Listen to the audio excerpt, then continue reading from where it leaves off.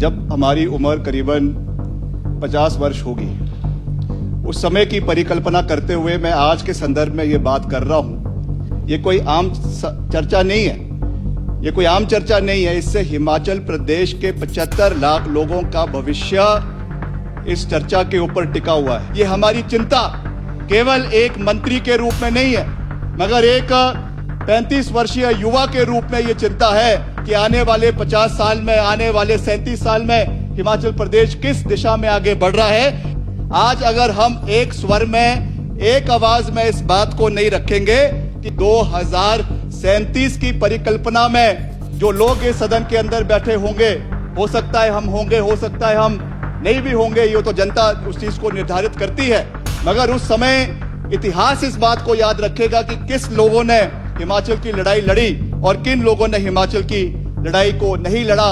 46,000 kilometre सड़कें हिमाचल प्रदेश के अंदर बनी है। एक बहुत बड़ा जाल हिमाचल प्रदेश के अंदर आज पहाड़ी राज्य होने के बावजूद हिमाचल के अंदर है। This is the capital expenditure we have incurred on the developmental trajectory of Himachal Pradesh. ये हिमाचल प्रदेश के लोगों ने, हिमाचल प्रदेश के समय समय पर सरकारों ने, मुख्यमंत्रियों ने ये योगदान दिया है, जिसकी वजह से ये आंकड़ा आज हिमाचल प्रदेश में है। आप मुझे एक भी तस्वीर दिखाइए कहां पे इस जो है वो 16वें वित्त आयोग का प्रतिनिधिमंडल राष्ट्रपति महोदय से मिला, कहां पे उन्होंने इस बारे में कहा। अभी तो केवल मात्र ये सिफारिश जो है वो लोकसभा के अंदर की गई है। कोऑपरेटिव फेडरलिज्म, ये शब्द मुझे लगता है कि भाजपा की सरकार में इस शब्द है ही नहीं। ये बहुत दुर्भाग्यपूर्ण है। This is a very unfortunate event that has occurred in the history of the country. अनुच्छेद 275(1) स्पष्ट रूप से कहता है कि जिन राज्यों के आय उनके व्यय को पूरा नहीं कर सकती है, उन्हें संसद के द्वारा निर्धारित अनुदान देकर इस अंतर को भरा जाएगा। यही राजस्व घाटा का प्रारूप है और आज उसी की अनुपालना इस सदन के जो है इस देश के अंदर हो रही है और उसमें हम सबको अपनी आवाज उठाने की आवश्यकता है। एक नाप की टोपी सब लोगों के ऊपर, चाहे वो पंजाब है, हरियाणा है, हिमाचल है, उत्तराखंड है, कर्नाटक है, सभी के ऊपर एक ही फॉर्मूला चला दिया और आज उसकी वजह से ये हिमाचल को नुकसान हो रहा है। यह बॉम्बे प्रेसिडेंसी हुआ करती थी, जिससे सौराष्ट्र बना, जिससे बाद में गुजरात बना, जिससे महाराष्ट्र बना। उसकी अगर हम कंपैरिजन हिमाचल के साथ शुरू कर दे तो ये अपने आप में एक अतिशोक्ति होगी और ये हिमाचल के साथ ये अन्याय जो हो रहा है, हमें दलगत राजनीति से ऊपर उठकर भाजपा को, कांग्रेस को पीछे रखते हुए हिमाचल प्रदेश की आवाज को, हिमाचल प्रदेश के 75 लाख लोगों की आवाज को केंद्र के साथ एक आवाज में उठाने की आवश्यकता है और हिमाचल के हकों को वापस लाने की आवश्यकता है। ये मैं कहना चाहूंगा। क्या ये हमारा कसूर है कि हमारी जनसंख्या कम है? क्या ये हमारा कसूर है कि हिमाचल प्रदेश का फॉरेस्ट कवर आज नॉर्थ इंडिया में सबसे ज्यादा है? क्या ये हमारा कसूर है कि चाहे बान के पेड़ है, चाहे देवदार के पेड़ है, चाहे यहाँ की नदियां है, आज सबसे ज्यादा अगर पवित्र और साफ जगह पूरे उत्तर भारत में है तो हिमाचल है। कहाँ तो उसका हमें सहयोग मिलना चाहिए, कहाँ तो उसका हमें समर्थन मिलना चाहिए और उल्टा उसकी पिनलाइजेशन जो हमको करवाई जा रही है, ये अतिशोक्ति है। इसको मैं लड़ाई नहीं कहूंगा, इसको मैं हिमाचल प्रदेश के अधिकारों के लिए अपनी बात उठाने की बात कहूंगा और इसमें हमको सही अधिकार के साथ हिमाचल को सहयोग मिलना चाहिए, ये मैं कहना चाहता हूं। आज अगर डीए की बात की जा रही है, वेतन पेंशन की बात की जा रही है, हमारे सामाजिक सुरक्षा और पेंशन के बारे में बात की जा रही है, आज अगर सब्सिडी हम अगर हमारे बागवानों को, हमारे किसानों को सोलर के ऊपर दे रहे हैं या हमारे गाड़ियों को खरीदने के लिए दे रहे हैं, हालांकि मुख्यमंत्री जी ने इसमें पूरा विश्वास जताया है। As a leader, he has stated that we will try our best to commit to everything that we have done. But still, it is a financial problem. It is a financial implication from which we have to arise, from which we have to come out. और ये हमारे short term problems है जिसको हमें आने वाले समय में लड़ने की आवश्यकता है। हम हिमाचल प्रदेश में इतना पानी होने के बावजूद, नदियां होने के बावजूद, अगर हम अपनी आय को बढ़ाने के लिए कदम उठाए तो उसमें केंद्र सरकार ही हमारे खिलाफ जो है वो सुप्रीम कोर्ट में खड़ा हो जाता है कि जब हिमाचल प्रदेश के लोगों के साथ कोई अन्याय होगा, ये आवाम हिमाचल प्रदेश की 75 लाख लोग हिमाचल प्रदेश के और उनके जो हमारे नुमाइंदे हैं, एक स्वर में हिमाचल प्रदेश की आवाज को आगे उठाकर याद रखेंगे। इस बात को मैं कहना चाहता हूं। उस समय केंद्र में बार बार ये बात कही जा रही है कि आपके ऊपर दबाव है, आपके ऊपर दबाव है, मगर आप ये सोचिए कि आपकी आने वाली पीढ़ियां क्या इसके लिए आपको माफ करेगी? क्योंकि आप उस समय दबाव में थे, इसलिए आप लोगों ने हिमाचल की आवाज को नहीं उठाया। माननीय सभापति महोदय, आज हम एक बहुत ही गंभीर और बहुत ही महत्वपूर्ण विषय के ऊपर ये सदन चर्चा कर रहा है। और मैं अभी हम 2026 में हैं, मगर मैं 2037 की परिकल्पना कर रहा हूं। और जब हमारी उम्र करीबन 50 वर्ष होगी, उस समय की परिकल्पना करते हुए मैं आज के संदर्भ में ये बात कर रहा हूं कि आज जो ये चर्चाएं इस विधानसभा के सत्र में हो रही है, नियम 102 के तहत जो प्रस्ताव लाया गया है रेवेन्यू डेफिसिट ग्रांट के ऊपर, उस पे सरकार की ओर से पक्ष रखा गया है और विपक्ष उसमें अपनी सोच आगे रख रहा है। यह विषय आने वाले समय में, जिसको हम कह सकते हैं कि they will have larger and impactful consequences in the development trajectory of Himachal Pradesh in the times to come। ये कोई आम चर्चा नहीं है, ये कोई आम चर्चा नहीं है। इससे हिमाचल प्रदेश के 75 लाख लोगों का भविष्य इस चर्चा के ऊपर टिका हुआ है। हमको इसकी गंभीरता को समझना है और मैं जानता हूं कि गंभीरता को सब समझते भी है, सब अपने अपनी बात से परिपेक्ष है, सब अपनी अपनी बात से परिपक्व है और समझते हैं कि इस विषय पे हमको गंभीरता से चर्चा करना है। मैं इस पे बहुत लंबी बात नहीं करना चाहता हूं क्योंकि सबने अपनी बातें यहाँ पे रख दी है, सभी आंकड़े भी यहाँ पे रख दिए हैं कि किस तरीके से हिमाचल जब अस्तित्व में आया या अस्तित्व में जब नहीं भी था, जब हिमाचल प्रदेश एक पार्ट सी स्टेट था, एक यूनियन टेरिटरी उसके बाद बना, उसके बाद पूरी हिमाचल प्रदेश को हमारे प्रथम मुख्यमंत्री डॉक्टर यशवंत सिंह परमार जी की वजह से हिमाचल प्रदेश पूरे अस्तित्व में 1971 में हिमाचल प्रदेश को स्टेटहुड मिला। और उसके बाद जो ये आरडीजी का सिलसिला शुरू हुआ है, उसके बारे में सभी माननीय सदस्यों ने, सभी इनलाइटेंड सदस्यों ने यहाँ पे अपनी बात को रखा है, तो मैं उस पर कोई कटाक्ष नहीं करना चाहता हूं। मगर मैं ये कहना चाहता हूं कि हमें आज से करीबन अगले 20 साल के बाद जो यहाँ पे इस माननीय सदन के अंदर उस समय के मुख्यमंत्री होंगे, उस समय के विधायक होंगे, उस समय की यहाँ पे विपक्ष होगा, जब वो इसके ऊपर चर्चा करेगा और बात करेगा कि एक दौर था जब हिमाचल प्रदेश में 2026 में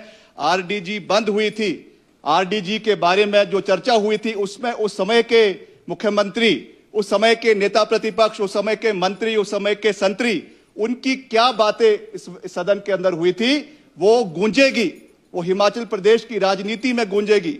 यहाँ पे बात बिल्कुल ठीक कही नेता प्रतिपक्ष डिप्टी चीफ मिनिस्टर ने, मुकेश अग्निहोत्री जी ने, कि आज भी हिमाचल प्रदेश जब अस्तित्व में आया, आज भी उसकी चर्चा हो रही है, आज भी उसकी बातें हो रही है। उसी तरीके से ये एक ऐसा गंभीर विषय है जिसकी आने वाली पीढ़ियां इस बारे में चर्चा करेगी।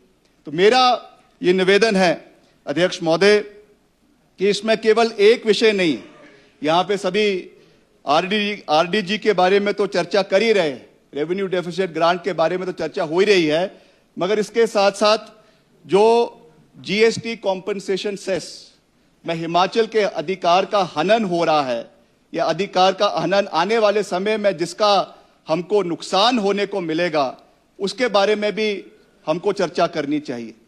एक और बात होती है कि हमें अपने परिवार को छोटा करना है, एक और बात होती है कि जनसंख्या प्रदेश की कम होनी चाहिए, कहाँ तो उसका हिमाचल प्रदेश को रिवॉर्ड मिलना चाहिए, कहाँ तो उसका हिमाचल प्रदेश को सहयोग केंद्र से मिलना चाहिए कि हमारी जनसंख्या पे हमने पहले से ही जो है वो कंट्रोल किया है, पहले से ही हिमाचल प्रदेश के लोग, लिटरेसी रेट क्योंकि हाई है इसलिए हमारी जनसंख्या सीमित है, जहां तो उसका हमको सपोर्ट मिलना चाहिए वहां इसको कंज्यूमर बेस्ड उसमें करके हिमाचल को उसका नुकसान हो रहा है। उसके आंकड़े यहाँ पे ऑलरेडी हमारे सभी माननीय सदस्यगण रख चुके हैं कि जीएसटी कॉम्पनसेशन सेस जो हमको मिला, एक समय तक मिला, मगर अब उसमें जो उसको बंद कर दिया गया है, उससे लगातार हिमाचल प्रदेश को जो है वो नुकसान हो रहा है। हिमाचल प्रदेश को जो आरडीजी ग्रांट मिलती है उसका मुख्य परिप्रेक्ष्य और मुख्य जो उसकी फाउंडेशन है, बेडरॉक जिसको हम कहते हैं, वो क्या है? वो पर्वतीय राज्य, क्योंकि हिमाचल प्रदेश था सीमा पर्वतीय राज्य। हमारे बॉर्डर्स जो है वो इंडो उस समय तिब्बत के साथ और आज जो है वो चीन के साथ लग रहे हैं। आपदा जो है प्रभावित हिमाचल प्रदेश है। ये आपदाएं पहले भी हिमाचल प्रदेश के अंदर रही। मैंने कई डॉक्यूमेंट्स, कई हमारे जो पहले मुख्यमंत्री थे, यशस्वी मुख्यमंत्री हिमाचल प्रदेश के डॉक्टर यशवंत सिंह परमार, कई बार वो आर्टिकल्स लिखते थे उस समय के ट्रिब्यून में, उस समय के इंडियन एक्सप्रेस तो था नहीं, मगर हिंदी के अखबारों में वो हर महीने, हर 2 महीने में चर्चाएं करते थे कि प्रदेश में क्या समस्याएं हम देख रहे हैं, कैसे उससे हमको बाहर निकलना है। उस समय भी ये चर्चाएं हुई, उस समय भी उन्होंने इसके ऊपर अपना ध्यान एकत्रित किया जो है पहले मुख्यमंत्री जी ने, कि किस तरीके से हमको इन चीजों से बाहर निकलना है। तो आज हमें उसी परिप्रेक्ष्य में इन चीजों को जो है वो देखने की आवश्यकता है। और जैसा मैंने आपको कहा कि जो स्पेशल कैटेगरी का दर्जा हमको मिला वो यहाँ की आर्थिक गतिविधियों और आर्थिक गतिविधियों की लागत अधिक आपत्ति छतरी हुई, और साथ ही साथ जो हमारा इंफ्रास्ट्रक्चर निर्माण जो महंगा हुआ, राजस्व की क्षमता जो है यहाँ पे सीमित है, जो हमारे इनकम के रिसोर्सेज बहुत लिमिटेड है। हमारा जो इंडस्ट्रियल सेक्शन है, आप सब जानते हैं कि it is merely confined to only few districts of Himachal Pradesh. केवल जो हमारा ऊना का इलाका है, हमारे बद्दी का इलाका है, कालाअंब का इलाका है, या हमारा और इलाका है, उससे ज़्यादा हम because of the non availability of land हम उनको अपने इंडस्ट्रियल कैपेसिटी को बढ़ा नहीं सकते हैं। इसकी इन सब चीज़ों की पूर्ति करने के लिए हिमाचल को ये सहयोग जो है वो केंद्र सरकार की ओर से, केवल एक केंद्र सरकार की ओर से नहीं मगर एक कॉन्स्टिट्यूशनल फॉर्म में इसको जो है संविधान के अनुच्छेद 275(1) के तहत और वित्त आयोग की रिकमेंडेशन के माध्यम से हमें लगातार जो है वो राजस्व घाटा अनुदान मिल रहा है, ताकि हमारा राज्य अपने न्यूनतम राजकोषीय दायित्व, वेतन, पेंशन, ब्याज, सामाजिक सुरक्षा और बुनियादी सेवाएं उनको जो है वो पूरा कर सके। और मैं इसमें एडिशनल करना चाहूंगा कि this is not only limited to paying off salaries and giving arrears और DA, this is also limited, this is also expending into the arena of capital expenditure. आज अगर हिमाचल प्रदेश की हम लगातार बात करते हैं कि हिमाचल की सड़कों का निर्माण, मैं बार बार इस बात का हम जिक्र करते हैं कि जब हिमाचल अस्तित्व में आया था मात्र 200 किलोमीटर सड़कें हिमाचल में थी। आज का अगर हम आंकड़ा देखें 46,000 किलोमीटर सड़कें हिमाचल प्रदेश के अंदर बनी है। एक बहुत बड़ा जाल हिमाचल प्रदेश के अंदर आज पहाड़ी राज्य होने के बावजूद हिमाचल के अंदर है। This is the capital expenditure we have incurred on the developmental trajectory of Himachal Pradesh. तो ये किसी का एक का इतिहास नहीं है, ये किसी का साझा इतिहास नहीं है, ये हिमाचल प्रदेश के लोगों ने, हिमाचल प्रदेश के समय समय पर सरकारों ने, मुख्यमंत्रियों ने ये योगदान दिया है, जिसकी वजह से ये आंकड़ा आज हिमाचल प्रदेश में है। शिक्षा की बात आज मुख्यमंत्री जी ने करी है, स्वास्थ्य की बात आज मुख्यमंत्री जी ने करी है। तो इन परिप्रेक्ष्य को देखते हुए मैं ये बात कहना चाहता हूं कि जो 16वां वित्त आयोग की सिफारिशें और केंद्र सरकार के फैसले के अनुसार 31 मार्च 2026 के बाद राजस्व घाटा को जो बंद करने की सिफारिश केंद्र सरकार को जो है वो 16वें वित्त आयोग ने करी है। वैसे तो यह भी एक चिंता का विषय है अध्यक्ष महोदय, सभापति महोदय, कि जिस तरीके से एक एक करके जितने हमारे कॉन्स्टिट्यूशनल और स्टैट्यूटरी बॉडीज हमारे देश के अंदर है, उनकी जो गरिमा है जिसको घटाया जा रहा है। एक जमाना था जब हम देखते थे, हम छोटे छोटे थे, बच्चे थे, उस समय तो स्कूल में थे, कॉलेज में थे, कि जब फाइनेंस कमीशन अपना रिपोर्ट ले करता था तो उसके पहले महामहिम राष्ट्रपति को मिलने जाते थे। वहां पे जाकर जो है रिपोर्ट को दिया जाता था, उसकी गरिमा को रखा जाता था, उसके बाद जाकर उसको पार्लियामेंट में ले किया जाता है। आप मुझे एक भी तस्वीर दिखाइए कहां पे इस जो है वो 16वें वित्त आयोग का प्रतिनिधिमंडल राष्ट्रपति महोदय से मिला, कहां पे उन्होंने इस बारे में कहा। अभी तो केवल मात्र ये सिफारिश जो है वो लोकसभा के अंदर की गई है और माननीय हमारी वित्त मंत्री आदरणीय डॉक्टर निर्मला सीतारमण जी ने इसको अपने बजट के अभिभाषण में पढ़ा है। मगर जैसा अभी मुख्यमंत्री जी ने कहा, अभी भी हमारे पास समय है। अभी भी अगर हम एक आवाज में, आज यहां पे हम जितने सदस्य बैठे हैं 75 लाख लोगों का रिप्रेजेंटेटिव आज इस सदन के अंदर बैठा है। आज अगर हम एक स्वर में, एक आवाज में इस बात को नहीं रखेंगे कि हमें हमारे हक की लड़ाई लड़नी है, तो जैसा मैंने अपने अभिभाषण की शुरुआत में कहा कि 2037 की परिकल्पना में जो लोग इस सदन के अंदर बैठे होंगे, हो सकता है हम होंगे, हो सकता है हम नहीं भी होंगे, ये तो जनता उस चीज को निर्धारित करती है। मगर उस समय इतिहास इस बात को याद रखेगा कि किस लोगों ने हिमाचल की लड़ाई लड़ी और किन लोगों ने हिमाचल की लड़ाई को नहीं लड़ा। ये बात मैं कहना चाहता हूं। आज लगातार यहां पे जो है हमारे आर्टिकल जो है 275(1) और 280 की बात हो रही है। संविधान के अनुच्छेद 280 के अनुसार हर 5 वर्ष में एक वित्त आयोग का गठन होता है, जिसका मूल दायित्व संघ और राज्यों के बीच में। ये दो शब्द कि आज मैं समझता हूं कि पूरे देश में, केवल मैं हिमाचल प्रदेश की बात नहीं कर रहा हूं, कोऑपरेटिव फेडरलिज्म, ये शब्द मुझे लगता है कि भाजपा की सरकार में इस शब्द है ही नहीं। ये बहुत दुर्भाग्यपूर्ण है। This is a very unfortunate event that has occurred in the history of the country और उसका नुकसान हिमाचल प्रदेश को मिल रहा है। हम बार बार इस चीज का जिक्र करते हैं कि हिमाचल प्रदेश इस देश का अंग है। हिमाचल प्रदेश हमारे कोऑपरेटिव फेडरलिज्म में यूनियन ऑफ स्टेट का एक अभिन्न अंग है और ये हमारे अधिकार, हमारी जो सोच है, हमारे जो देश, हमारे प्रदेश की परिकल्पना है, उसके विपरीत लगातार ये कार्य हो रहा है। मैं आज इलेक्शन कमीशन की बात नहीं करना चाहूंगा। मैं आज और जितने संस्थान देश के अंदर है, किस तरीके से उनको इरेडिकेट किया जा रहा है। यूनिवर्सिटीज की, यूजीसी की बात अभी पूरे देश के अंदर उठी, जिस तरीके से सिस्टमैटिकली इन जो है हमारे बॉडीज को, स्टैट्यूटरी बॉडीज को खत्म किया जा रहा है, that is a different debate all together. आज अगर उसके बारे में हम बात करना शुरू करेंगे तो बात कहीं से कहीं जाएगी। आज बात केवल हिमाचल प्रदेश के परिप्रेक्ष्य में है और इसमें अनुच्छेद 275(1) स्पष्ट रूप से कहता है कि जिन राज्यों के आय उनके व्यय को पूरा नहीं कर सकती है, उन्हें संसद के द्वारा निर्धारित अनुदान देकर इस अंतर को भरा जाएगा।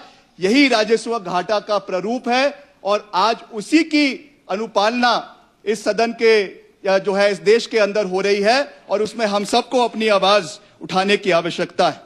अध्यक्ष महोदय, सभापति महोदय, मैं ये भी कहना चाहूंगा अध्यक्ष महोदय कि जो बेसिस ऑफ एनालिसिस है 16th फाइनेंस कमीशन का, हालांकि हमको इतने बड़े अर्थशास्त्री नहीं है, मगर मैं इकोनॉमिक्स का स्टूडेंट तो जरूर रहा हूं, मगर कोई इतने बड़े अर्थशास्त्री नहीं है, मगर मैं फिर भी ये कह सकता हूं कि जो बेसिस है जिसके ऊपर इसको पूरा बनाया गया है कि क्यों ये ग्रांट हिमाचल को नहीं मिलनी चाहिए, यहां तक कि 15वें वित्त आयोग ने भी ये स्वीकार किया था कि हिमाचल जैसे राज्यों में स्ट्रक्चरल राजस्व घाटा है और इस कमी को पाटने के लिए आरडीजी हिमाचल के लिए जरूरी है। लेकिन 16वें वित्त आयोग ने अपनी रिपोर्ट के अनुसार ना तो अलग अलग राज्यों के इनकम और एक्सपेंडिचर को की विस्तृत आंकलन दिया और ना ही किसी राज्य विशिष्ट राजस्व घाटा का की गणना दिखाई, बल्कि सभी राज्यों का संयुक्त आंकड़ों के आधार पर एक नाप की टोपी सब लोगों के ऊपर, चाहे वो पंजाब है, हरियाणा है, हिमाचल है, उत्तराखंड है, कर्नाटक है, सभी के ऊपर एक ही फॉर्मूला चला दिया और आज उसकी वजह से ये हिमाचल को नुकसान हो रहा है। अभी यहाँ पे उप मुख्यमंत्री जी पहले कह चुके हैं कि हिमाचल की जो राजनीतिक जन्म हुआ है उसकी क्या पृष्ठभूमि रही है, हिमाचल की ज्योग्राफिकल टेरेन्स क्या है वो हमारे सामने है, हिमाचल में कितना फॉरेस्ट लैंड है वो हिमाचल हमारे सामने है, क्या हमारी वो उस समय अगर हम बात करें तो क्या हमारी जीडीपी उतनी थी जितनी बड़े बड़े राज्य, जिसके बारे में यहाँ पे जिक्र हुआ कि मद्रास प्रेसिडेंसी हुआ करती थी जिससे तमिलनाडु बना, जिससे आंध्रा बना, या बॉम्बे प्रेसिडेंसी हुआ करती थी जिससे सौराष्ट्र बना, जिससे बाद में गुजरात बना, जिससे महाराष्ट्र बना, उसकी अगर हम कंपैरिजन हिमाचल के साथ शुरू कर दे तो ये अपने आप में एक अतिशोक्ति होगी और ये हिमाचल के साथ ये अन्याय जो हो रहा है हमें दलगत राजनीति से ऊपर उठकर भाजपा को, कांग्रेस को पीछे रखते हुए हिमाचल प्रदेश की आवाज को, हिमाचल प्रदेश के 75 लाख लोगों की आवाज को केंद्र के सवाल एक आवाज में उठाने की आवश्यकता है और हिमाचल के हकों को वापस लाने की आवश्यकता है, ये मैं कहना चाहूंगा। अध्यक्ष महोदय, state share in central taxes की लगातार बात हो रही है। 15वें वित्त आयोग में हमारा हिस्सा 0.830 था। 16वें वित्त आयोग की रिकमेंडेशन से इसको थोड़ा बढ़ाया है और 0.914 जो है वो किया गया है। 25-26 के लिए 11,500 करोड़ रुपए की तुलना में 26-27 के लिए अनुमानित 13,950 करोड़ रुपए, यानी लगभग 2,450 करोड़ रुपए की वृद्धि, जो केवल अभी एस्टिमेटेड जो हमारे कलेक्शन होने हैं उस पे निर्धारित करती है। आने वाले समय में कितनी कलेक्शन होगी नहीं होगी, that is in the garb of future, उसके बारे में अभी एंटिसिपेट करना मैं समझता हूं कि ठीक नहीं होगा। जो 6,000 करोड़ का हमारा घाटा है, जो 6,000 करोड़ का हमारा घाटा है, इसको हमें कैसे पूरा करना है, इसके बारे में हम सबको चिंता करने की जो है वो आवश्यकता है। इसमें अंत में अध्यक्ष महोदय, मैं बहुत लंबी बात नहीं कहना चाहता, हालांकि सबने यहाँ पे 1-1 घंटा 30-30 मिनट बात करी है, मगर मैं कुछ ही मिनटों में अपनी बात को जो है वो मैं कुछ ही मिनटों में अपनी बात को जो है वो खत्म करूंगा। इसमें जो मेन ऑब्जेक्शंस हमारे 16वें वित्त आयोग की जो रिकमेंडेशंस आई है उस पे जो आई है, मैं उसके बारे में भी कहना चाहता हूं कि राज्यों की अलग अलग आय व्यय का आंकलन, जिसके बारे में मैंने जिक्र किया कि 15वें वित्त आयोग ने हिमाचल सहित हर राज्यों के लिए वर्षवार आय व्यय का विस्तृत अनुमान प्रस्तुत किया, जबकि 16वें वित्त आयोग ने कंबाइंड, जैसा मैंने आपको कहा कि एक ही टोपी सबके सर लगा दी। और वैसे ही आयोग ने यह तर्क दिया कि राज्य का सम्मिलित राजस्व घाटा जीडीपी के 7.8% से घटकर 6.9 और आगे 0.3% आ गया है, और प्रतिबद्ध व्यय का अनुपान भी कुछ कम हुआ है। इसलिए आरडीजी की आवश्यकता हिमाचल प्रदेश को नहीं है। लेकिन क्या ये निष्कर्ष हिमाचल प्रदेश और राजस्व घाटे वाले पहाड़ी और आपदा प्रवण राज्य पर भी उतना ही लागू हो सकता है जैसे किसी बड़े संपन्न राज्य के ऊपर हो रहा है, जिसके बारे में मैंने अभी जिक्र किया। Even in the history if we go, वही चीज है। और आज के अगर हम परिप्रेक्ष्य में बात करें, वर्तमान में बात करें, तो हम उसी जो है वो चौराहे के ऊपर खड़े हैं। ये मैं एक बात करना चाहता हूं। दूसरा, जो इग्नोरिंग ऑफ स्ट्रक्चरल वीकनेस, 15वें आयोग ने स्वयं स्वीकार किया था कि कुछ राज्यों में स्ट्रक्चरल राजस्व घाटा है, जो केवल सब्सिडी या कैश ट्रांसफर से नहीं बल्कि भौगोलिक आर्थिक वास्तविकताओं से जो है वो पैदा होता है। 16वें वित्त आयोग ने इस बात ने पर्याप्त महत्व नहीं दिया, और ना ही ग्रीन बोनस, बार बार मुख्यमंत्री जी इसका जिक्र करते हैं। क्या ये हमारा कसूर है कि हमारी जनसंख्या कम है? क्या ये हमारा कसूर है कि हिमाचल प्रदेश का फॉरेस्ट कवर आज नॉर्थ इंडिया में सबसे ज्यादा है?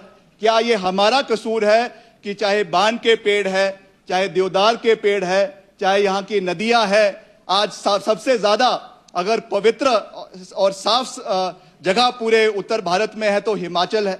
कहाँ तो उसका हमें सहयोग मिलना चाहिए, कहाँ तो उसका हमें समर्थन मिलना चाहिए, और उल्टा उसकी पिनलाइजेशन जो हमको करवाई जा रही है, ये अतिशोक्ति है। और इसकी लड़ाई हम सबको भी लड़नी है। और जो हमारे 7 सांसद दिल्ली में बैठे हैं, जो वहां पे तर्क दे रहे हैं कि आप आइए, हम आपको बताएंगे कि हमने पैसा कैसे कम करना है, खर्चा कैसे कम करना है, वो हम निर्णय ले लेंगे। मगर आप हमको ये बताइए कि हमको कैसे इसकी लड़ाई को केंद्र सरकार से लड़ना है। और मैं इसको लड़ाई नहीं कहूंगा, इसको मैं लड़ाई नहीं कहूंगा, इसको मैं हिमाचल प्रदेश के अधिकारों के लिए अपनी बात उठाने की बात कहूंगा। और इसमें हमको सही अधिकार के साथ हिमाचल को सहयोग मिलना चाहिए, ये मैं कहना चाहता हूं। मैं ये भी कहना चाहूंगा कि इसके बहुत से, अध्यक्ष महोदय, शॉर्ट टर्म और लॉन्ग टर्म इंपैक्ट है। शॉर्ट टर्म इंपैक्ट के लिए तो हम सब यहां पे होंगे, मगर जैसे मैंने कहा 2037 जो लॉन्ग टर्म इंपैक्ट इसके हिमाचल को मिलेंगे, उस समय कौन यहां पे होगा, कौन यहां पे नहीं होगा, वो तो भविष्य के घर में। मगर लॉन्ग टर्म इंपैक्ट्स भी हिमाचल प्रदेश में इसके हमको देखने को मिलेंगे। तो मैं अगर शॉर्ट टर्म की बात करें आज अगर डीए की बात की जा रही है, वेतन पेंशन की बात की जा रही है, हमारे सामाजिक सुरक्षा और पेंशन के बारे में बात की जा रही है, आज अगर सब्सिडी हम अगर हमारे बागवानों को, हमारे किसानों को सोलर के ऊपर दे रहे हैं या हमारे गाड़ियों को खरीदने के लिए दे रहे हैं, हालांकि मुख्यमंत्री जी ने इसमें पूरा विश्वास जताया है. As a leader, he has stated that we will try our best to commit to everything that we have done. But still, it is a financial problem. It is a financial implication from which we have to arise, from which we have to come out. और ये हमारे short term problems है जिसको हमें आने वाले समय में लड़ने की आवश्यकता है. हमारा CCS स्कीम्स है, जो केंद्रीय स्पॉन्सर्ड स्कीम्स है, मैं उसके ऊपर भी आना चाहता हूं. आज लगातार विपक्ष के साथी बार बार ये बात कहते हैं कि हमें हिमाचल प्रदेश से लगातार एम्स के लिए पैसा आ रहा है, PMJSY के लिए पैसा आ रहा है, या आपके और स्कीम्स जो PM आवास योजना है उसके लिए पैसा आ रहा है. मगर आपको यह भी देखना है कि पहली बात तो ये कोई सौगात नहीं है. ये जैसा अभी यहां पे कहा गया जो कंसोलिडेटेड फंड ऑफ इंडिया है और उसके साथ साथ जितनी भी स्कीम्स है उसमें एज अ फेडरल स्ट्रक्चर ये हिमाचल प्रदेश का अधिकार है कि हिमाचल को ये पैसा सड़कों के लिए, बिजली के लिए, अस्पतालों के लिए आ रहा है. मगर we also must realize that we are also paying a 10% contribution in the CCM schemes. हम इसमें हिमाचल प्रदेश की ओर से भी ये पैसा देते हैं. और अगर हम RDG की लड़ाई सही रूप से नहीं लड़ेंगे तो कहीं ना कहीं हमारा जो स्टेट शेयर इसमें जा रहा है इसके लिए भी हमको चिंतन करना पड़ेगा. और हम चाहते हैं कि ऐसा ना हो, ऐसा दिन ना आए कि हिमाचल प्रदेश में इस तरीके की परिस्थिति उत्पन्न हो. ये हमारी चिंता केवल एक मंत्री के रूप में नहीं है, मगर एक 35 वर्षीय युवा के रूप में यह चिंता है कि आने वाले 50 साल में, आने वाले 37 साल में हिमाचल प्रदेश किस दिशा में आगे बढ़ रहा है. यह मैं आपको अध्यक्ष महोदय कहना चाहता हूं.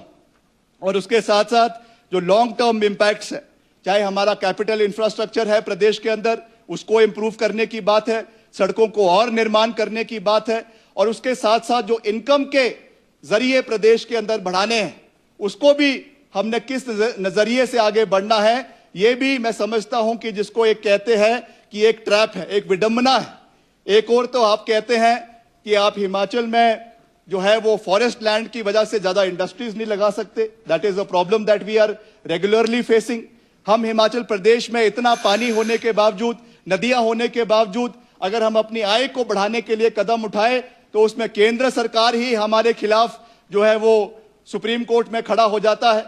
क्या इसके ऊपर आपकी जिम्मेदारी नहीं बनती है कि आप इन विषयों के ऊपर हमारी आवाज को उठाए कि हिमाचल प्रदेश की आय को हमने कैसे बढ़ाना है.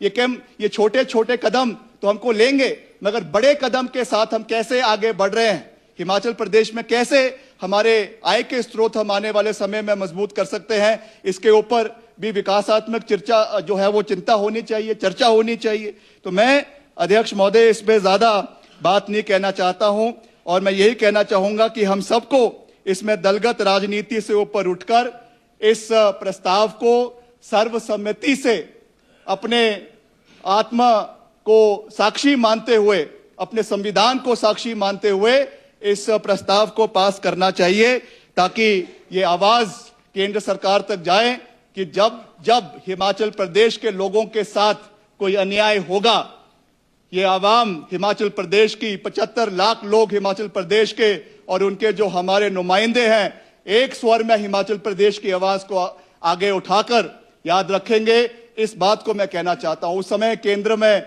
बार बार ये बात कही जा रही है कि आपके ऊपर दबाव है, आपके ऊपर दबाव है, मगर आप ये सोचिए कि आपकी आने वाली पीढ़ियां क्या इसके लिए आपको माफ करेगी, क्योंकि आप उस समय दबाव में थे, इसलिए आप लोगों ने हिमाचल की आवाज को नहीं उठाया. ये बात मैं समझता हूं कि सही नहीं है. उस परिप्रेक्ष्य से हमको इसको समझने की आवश्यकता है. अंत में अध्यक्ष महोदय मैं यही कहना चाहूंगा कि वक्त की ठंडी हवाओं से डगमगाएंगे नहीं, वक्त की ठंडी हवाओं से डगमगाएंगे नहीं, किसी फैसले से अपने सपनों को जो है वो मिटाएंगे नहीं. जो हक है हिमाचल का वो लेकर ही दम लेंगे. हम साथ हैं, इसलिए किसी भी संकट से हम कभी डरेंगे नहीं. जय हिंद, जय हिमाचल.